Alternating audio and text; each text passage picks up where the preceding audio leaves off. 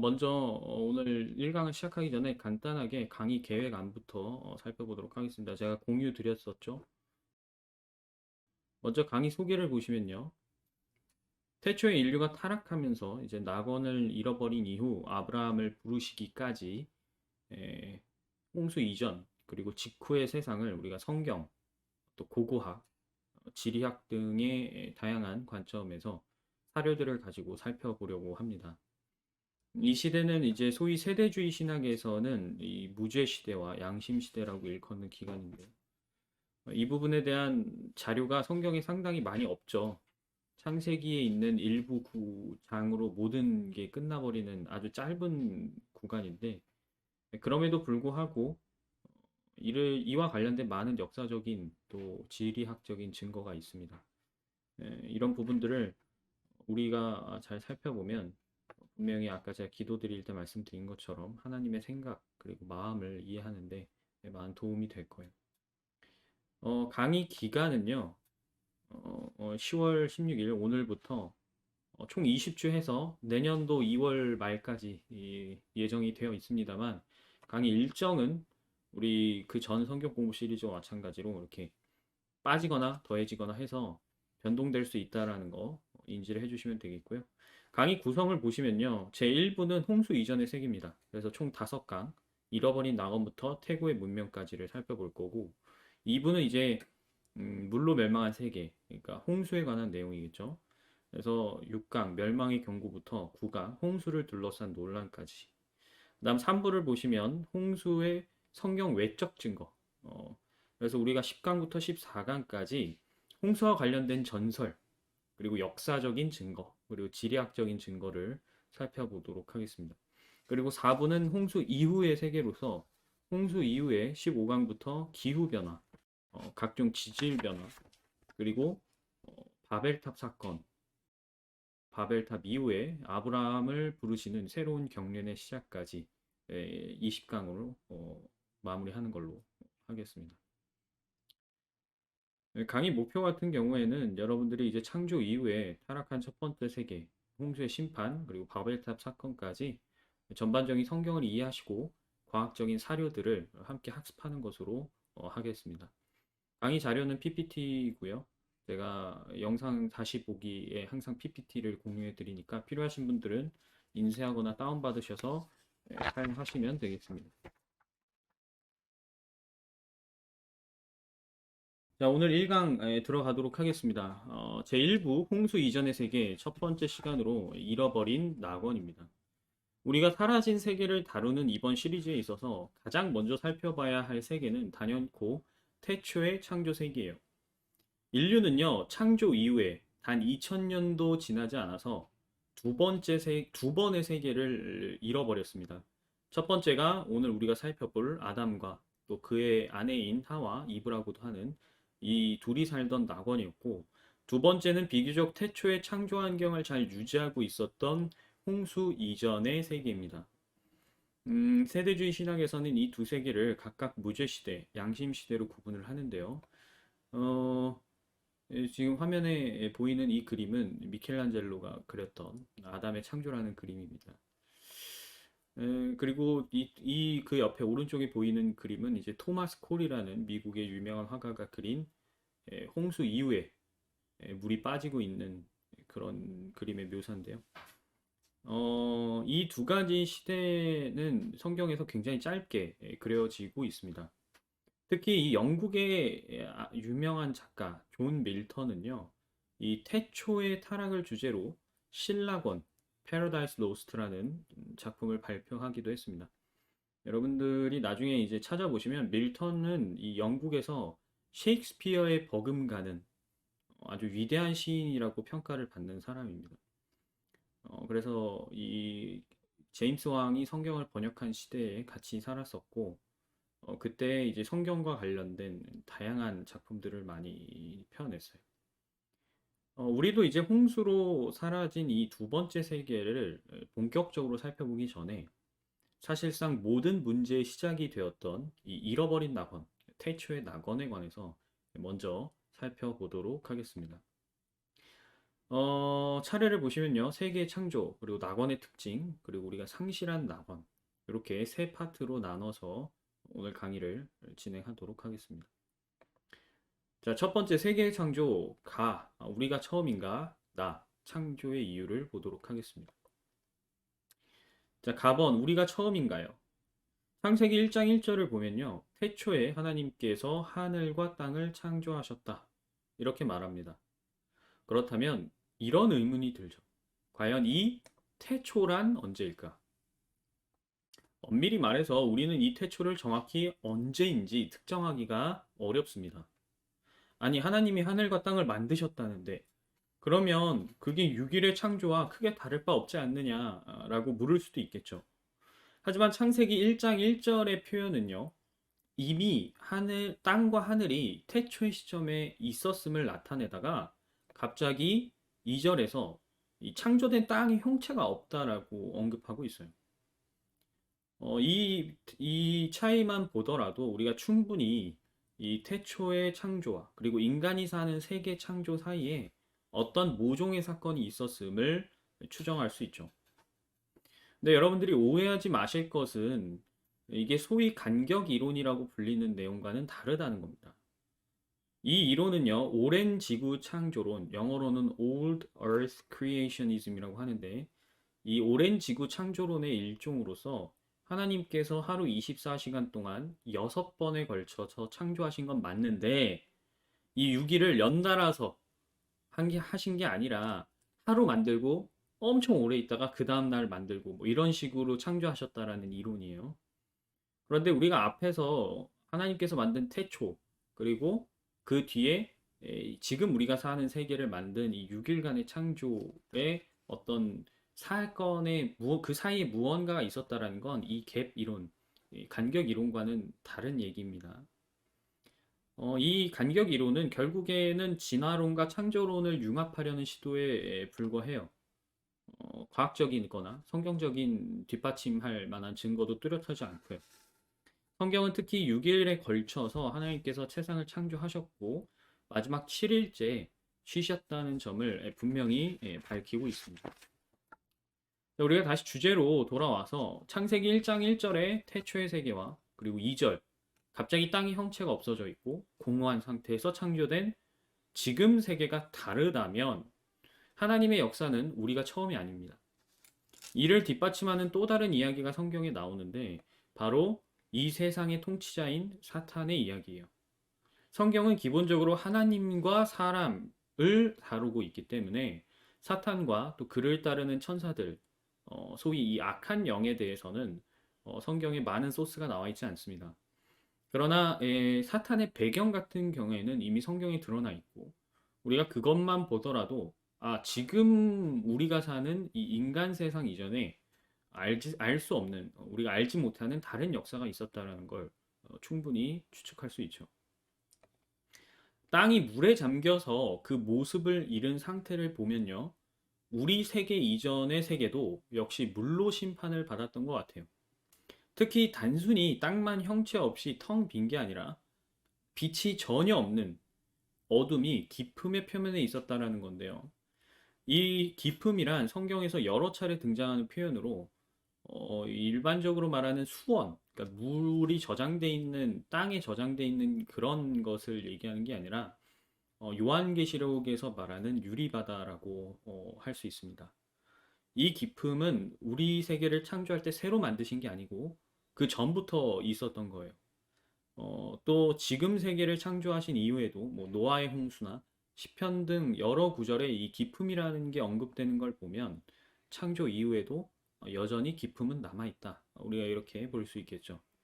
그래서 어둠이 이 깊음의 표면에 있다라는 건 셋째 하늘의 모든 하늘과 땅이 완전한 어둠 속에서 형체를 잃고 텅 비어 있는 상태를 일컫는다고 보시면 되겠습니다. 자, 나번 창조의 이유입니다. 우리가 한 가지 의문이 더 들 거예요. 뭐죠? 하나님은 대체 왜 창조하셨는가? 사실 우리가 이 질문에 대한 답을 찾으려면 하나님의 생각을 알아야 합니다. 우선 우리가 태초에 하늘과 땅을 왜 지으셨는지에 대한 답을 정확하게 찾기란 거의 불가능에 가깝습니다. 우리는 그 세계의 내막과 역사를 전혀 알지도 못하거니와 그 세계와 관련된 하나님의 경륜, 그러니까 하나님의 정책에 대해서 너무나 무지하기 때문이에요. 그래서 사실상 우리가 할 수 있는 건 하나님이 왜 창조하셨을까에 대한 유추뿐이라는 것을 먼저 짚고 가겠습니다. 우리가 왜 하나님께서 창조하셨는가를 살펴보려면 그 하나님의 창조의 특징을 좀 살펴봐야 되는데요. 어, 하나님께서 지금 우리가 사는 세계를 만드실 때는요, 기존의 영적인 세계와 물리 세계를 완전히 구별해서 창조를 하셨습니다. 성경에는 여러 영적 존재들이 나와요. 특히 물리적인 한계를 뛰어넘는 우리처럼 물리적인 법칙에 구속받지 않는 존재들이 많이 나오죠. 그들은 하나같이 영, 스피릿이라는 측면이 부각이 되는데 우리가 이것만 보더라도 기존 질서에 편입되어 있던 존재들 대 새로운 창조 세계의 질서에 편입되어 있는 존재로 이렇게 구분을 해볼 수 있어요. 이는 분명히 하나님께서 의도하신 바가 있다라고 우리가 추측할 수 있는 부분입니다. 특히 우리가 생각해 보아야 할 점은 계시록을 통해서 이 땅과 하늘이 마지막 세계다라고 알려주고 계시다는 거예요. 자, 앞선 미지의 세계들은 사라졌어도 땅은 태초의 땅 그대로였어요.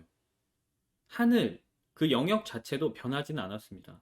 하지만 계시록을 보면 이 모든 환난과 천년의 통치가 끝난 후 우주 그리고 그 모든 구성 요소가 녹아버린 다음 새하늘과 새 땅이 나타나는 장면이 드러나죠. 그래서 우리 세계가 태초의 마지막이라면 인간이라는 특히 그리스도인이라는 우리들은 이 세계의 마지막과 또 다른 태초의 시작을 모두 함께 할 수 있는 굉장히 독특한 기로에 서 있는 겁니다. 근데 이제 이 계시록에 나왔던 하나님의 계시는 어디까지나 수정된 계획이에요. 맨 처음 하나님께서 우주 그리고 지구, 동식물, 사람을 만드셨을 때에는 하나님께서 분명히 바라시던 게 있을 거예요. 뭐 과거의 세계가 우리처럼 물리적인 세계였는가? 우리가 그건 알 수 없지만 우선 우리 세계는 이 물리적 질서로 구현이 되어 있고 피조물이 그 질서를 뛰어넘는 것 자체가 불가능하기 때문에 상당히 제한적인 요소가 있습니다. 게다가 하나님께서 아담한테 무엇을 주지 않으셨죠? 선과 악의 지식을 다른 말로 하자면 무엇이 선이고 무엇이 악인지에 대한 지식을 아예 빼놓은 상태에서 창조를 하셨어요. 그래서 아담은 이 마음이 마치 어린 아기처럼 천진난만했다라는 점을 보여주는 겁니다. 물리적인 한계, 선도 악도 모르는 어떤 무구한 마음을 지닌 인간의 창조라는 것은 하나님께서 우리를 왜 영과 물리적인 존재로 분리시켜서 만들었는지, 그리고 선과 악에 대한 지식의 결여를 통해서 우리가 어떤 방식의 행복을 추구하기를 바라셨는지를 충분히 유추해 볼 수 있어요. 자, 2번 낙원의 특징입니다. 자유부터 여자까지 살펴보도록 하죠. 세상에 죄가 들어오기 전, 그러니까 우리의 몸이 영생을 잃어버리기 전에는 히브리어로 스올이라고 불리는 이 지하 세계에 낙원이 없었겠죠. 지하 세계에 있던 낙원에 인간 외에 다른 존재가 쉼을 누린다라는 구절이 없고요. 사람이 죄 때문에 죽지 않았더라면 지상이 곧 낙원 그 자체였을 겁니다. 자, 이 말은 거꾸로 하면요. 지상 낙원이 사라졌기에 지하 세계에 임시적으로 낙원이 조성되었다라는 말이겠죠. 이곳은 예수님이 십자가에서 돌아가시고 부활하기 전까지 구약 성도들을 위한 임시 거처로 사용이 되었습니다. 낙원은요, 기본적으로 하나님이 만드신 태초의 세계에 담겨 있는 모든 아름다움, 조화, 평화, 만족, 기쁨 등을 가리킵니다. 그런데 여기서 가장 독특한 건 자유예요. 우리의 의문은 하나님께서는 왜 이 세계를 스노우볼처럼 만들지 않으셨는가? 어떤 외부 세력도 건들 수 없도록 방어막을 만든 다음에 그 안에 창조되어 있는 존재들도 하나님이 만든 창조 질서를 어지럽힐 수 없게 만든다면 사실상 원형 그대로를 보존할 수 있는 가장 좋은 방법이잖아요. 그런데 하나님께서는 왜 그렇게 하지 않으셨는가라는 의문이 들 수밖에 없어요. 그래서 하나님께서 창조물에게 자유의지를 부여했다라는 것, 그것 자체가 엄청난 모험이라고 말할 수 있습니다. 물론 이제 모험이라는 건 미래를 알 수 없는 우리 시점에서 표현하는 말이고, 하나님의 관점에서는 하나님이 자신이 만든 피조물을 믿으셨다라는 거예요. 제가 예전에 설교에서도 강론했던 바가 있습니다만, 하나님께서 우리한테 자유를 주셨다라는 건 신의 성실 원칙. 뭐예요? 상대가 그 자유를 악의적으로 이용하지 않을 거라고 믿으셨다. 이렇게 말할 수 있습니다. 하나님의 믿음의 기반 아래 창조된 세계는요, 자유라는 이 고귀한 권리를 통해서 아름다운 모습을 이룰 예정이었던 거예요. 그래서 사람들은 기본적으로 자유라는 가치를 가장 고귀하고 고상하다라고 느끼고 그래서 그렇게 추구하는 겁니다. 자, 4번입니다. 행복이에요, 행복. 어, 행복이란 결국에는 기쁘거나 좋은 감정, 그런 상태를 말하거든요. 하나님이 창조하신 태초의 낙원이 우리가 행복하다라고 단정 지을 수 있는 요소는 딱 하나예요. 죄를 통해 악이 세상에 들어오지 않았어요. 즉, 모든 것이 더럽지 않은 깨끗한 상태를 유지하고 있었기 때문인 겁니다. 진정한 행복은요, 우리를 불행하게 만드는 본질적인 대상이 사라져야 가능합니다. 하나님은 우리의 행복을 가로채는 많은 형태의 불행이 그 뒤에 죄라는 배후가 있다는 점을 시사하고 계시는 것이죠. 자, 4번 선악과입니다. 선악과는 많은 그리스도인, 신학가, 그리고 역사가, 철학가 등에게 아주 뜨거운 감자였어요. 아니 도대체 왜 하나님은, 왜 신은 동산에 선악과를 놔두었는가? 애초에 없었더라면 인류가 타락할 일도 없지 않았냐? 이거죠.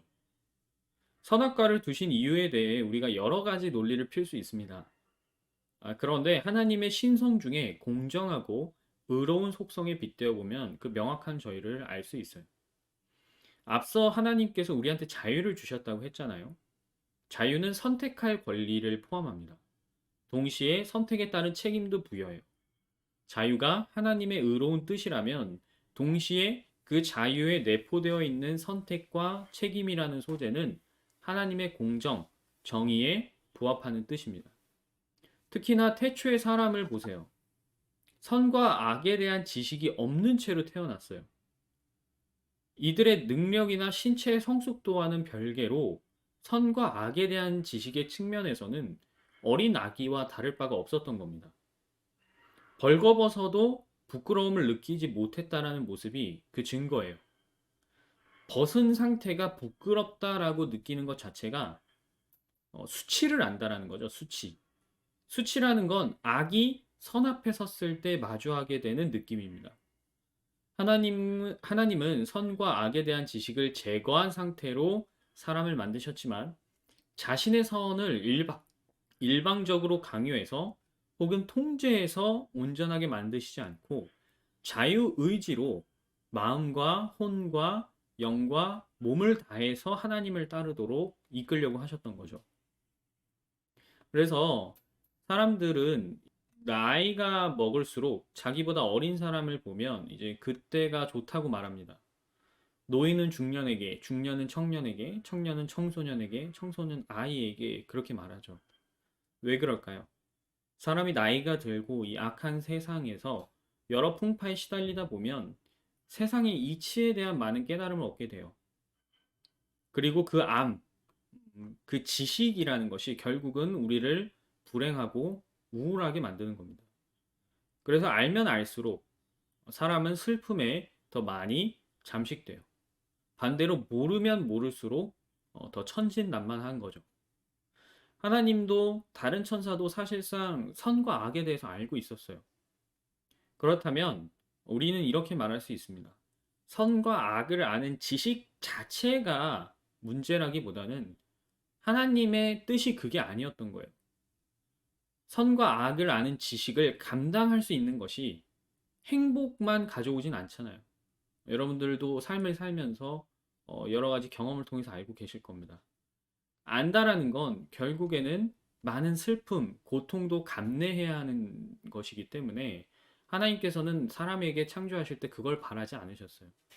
즉, 우리에게 바랐던 하나님의 행복이란 천진난만한 어떤 아무것도 모르는 아이와 같은 상태를 유지하는 것이었다. 이렇게 결론을 내릴 수 있을 겁니다. 자, 라번은 여자입니다. 하나님은 원래 남자만 창조하셨죠. 특이하게도 대부분의 동물은 암수 한 쌍으로 이루어져 있습니다. 이건 역시 사람과 다른 동물을 구분하는 큰 차이라고 할 수 있는데, 물론 자연에는 자웅동체인 동물도 꽤 있습니다. 하지만 자웅동체인 동물은 스스로 자식을 낳을 수 있지만, 남자는 혼자 있는다고 해서 생식을 할 수가 없잖아요. 만약에 하나님께서 여자를 만들지 않으셨다면 남자는 정말로 하나님과 비슷하게 세상을 살아갈 운명이었겠죠. 이 하나님의 창조 6일 중에서 유일한 변수라고 부를 수 있는, 혹은 우리가 추가된 계획이라고 할 수 있는 게 바로 여자입니다. 잠언 30장에 보면 여자와 함께하는 남자의 길을 알지 못한다라고 말하는 대목이 나오는데, 그런 게 사실 이 태초의 창조에 변수로 작용했던 여자라는 존재와 아주 잘 이어지는 맥락이에요. 아담이 혼자 있는 게 좋지 않았다라고 말씀하시는 이유가 구체적으로 나오진 않습니다. 그런데 6일간의 창조, 7일간의 이 창조가 다 끝난 다음 하나님께서 그렇게 생각하게 만들었던 무언가가 분명히 있었을 거예요. 성경엔 나오진 않지만 아무튼 이 여자의 창조라는 것은 굉장히 독특한 면이 있고요. 하나님께서 이 변수가 어떻게 작용할지 모르시진 않았을 거예요. 분명히 알고 계셨으면서도 그 변수를 허락하셨다라는 것 자체가 아담을 향한 굉장한 사랑을 증명한다. 이렇게 말할 수 있겠죠. 자, 3번 상실한 낙원에 대해서 이어서 살펴보도록 하겠습니다. 자, 찬탈하려는 음모예요. 이 하나님이 만들어주신 인간의 첫 번째 세계를 위협하는 다른 세력이 있었습니다. 셋째 하늘에서 쫓겨난 루시퍼와 타락한 천사들이었어요. 지금 화면에 보이는 그림은 여러분들 아까 서두에 제가 존 밀턴을 소개를 드렸었죠. 이 존 밀턴이 이 실낙원이라는 이 운문을 발표했을 때 그 책에 들어갔던 사파입니다. 귀스타프 도레라는 프랑스 작가의 그림인데 이런 사파 작가로 굉장히 유명한 사람이죠. 이 그림은 하늘의 전쟁이라는 제목이 붙었는데 이제 루시퍼가 반역을 하다가 하늘에서 쫓겨난 장면을 그린 사파입니다. 이 타락한 천사들은 물에 잠겨있던 하늘과 땅에 공간이 생겨나자 자신들의 무대를 얻었어요. 하지만 사탄은요, 거기에 만족하지 못했습니다. 하나님이 만드셨던 이 파란 구슬, 지구를 블루마블이라 하잖아요. 이 사파이어처럼 푸른빛을 내는 보석을 견딜 수 없어 했던 것 같아요. 하나님이 되려는 계획이 처음에 실패했을 때 그는 하나님이 만든 세계를 빼앗아서 자기가 원하던 신이 되려고 했어요. 우리에게 드는 의문은 이겁니다. 왜 하나님은 루시퍼와 그를 따르는 적대 세력을 정리하지 않으시고 인간에게 접근하도록 허락하셨는가? 계시록을 통해 드러난 미래를 보면 사탄을 비롯한 타락한 천사들은 이 우리가 살고 있는 지금의 세상과 함께 결국에는 영원한 형벌에 처해집니다. 그런데 우리 생각에는 그 전에 정리했으면 더 낫지 않았을까라는 생각이 들겠죠. 우리가 이런 의문에 대한 하나님의 생각을 정확하게 알기란 너무나 어렵습니다. 왜냐하면 관련된 내용이 성경에 거의 나오질 않아요. 우리가 가늠해 볼 수 있는 건 여러 신화를 통한 유추 정도입니다. 태초에 낙원을 상실한 이후 인구수가 늘기 시작할 때쯤 타락한 천사들이 여자를 보고 아름답다라고 느껴서 땅에 내려와 결혼한다라는 언급이 나오죠. 화면에 보이는 이 우주 공간에 있었던 영들이 지구에 있는 여자들과 결혼을 한 겁니다. 그래서 이 둘 사이에서 나온 인종이 거인이었어요. 그리고 거인은 다윗 시대에도 여전히 존재했습니다. 왜냐하면 골리앗이 거인이었으니까요. 거인은 이런 타락한 천사와의 관계를 통해 태어난 비정상적인 인종이었던 거죠. 이들이 원래 하늘에 속한 존재였고 인간계로 내려와서 인간이 되어서 사람과 결혼을 했다라면 분명히 영들은 사람보다 더 많은 내용을 알고 있었을 거예요. 인간 세계의 창조 이전에 벌어졌던 많은 역사를 인간들한테 얘기해 줬겠죠. 그래서 이런 요소가 사실상 신화에 많이 남아 있습니다. 어찌됐든 사람과 하나님의 역사 이상으로 천사의 역사도 엄청 복잡할 거예요. 그러나 하나님께서는 이 부분에 대해서는 우리한테 알려주지 않으셨습니다.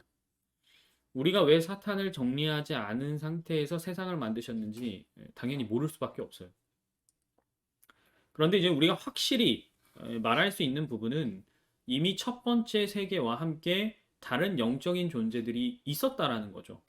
그리고 그 중에서 사탄은 뱀으로 나타나 죄를 짓도록 부추겼다라는 겁니다. 사탄은 그렇게 하나님의 아들인 아담이 지위를 상실하면 그 아름다운 지구, 그 아름다운 이 세상이 자기께 될 수 있다라고 생각한 거예요. 한마디로 이 가질 수 없어 하면 부숴버리겠다라는 악한 생각인 것이죠. 뭐 이런 사탄의 생각은 부분적으로는 맞았어요. 그는 인간을 죄의 종으로 만들어서 죄를 통해서 사람을 조종할 수 있게 되었습니다.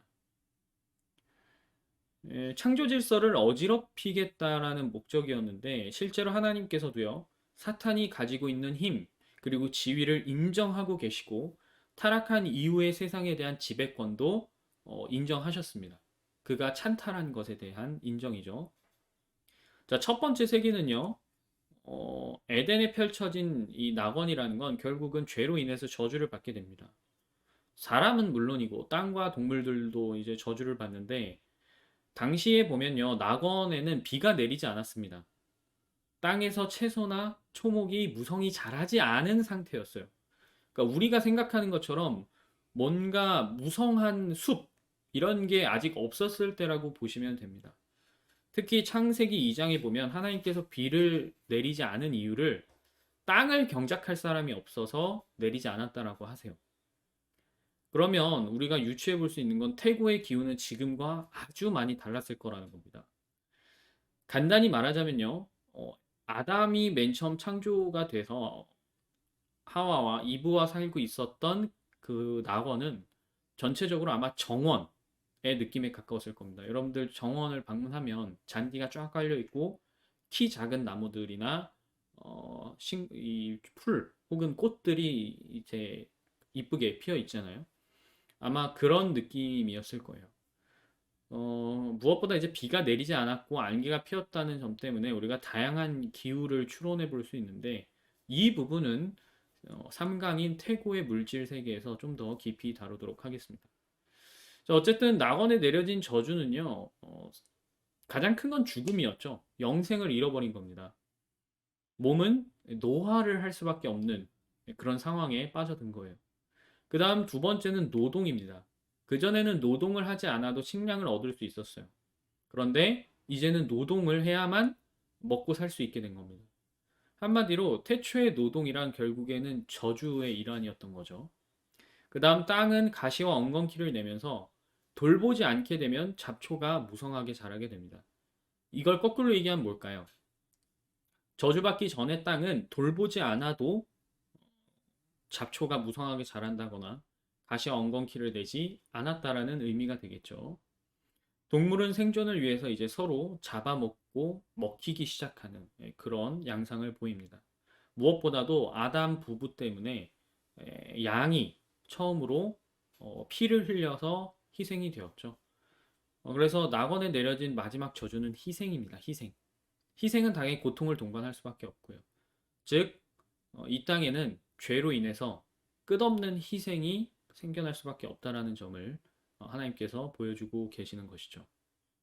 결국은 하나님께서 창조하신 낙원은 단 몇십 년도 지나지 않아서 폐쇄돼 버립니다. 폐쇄.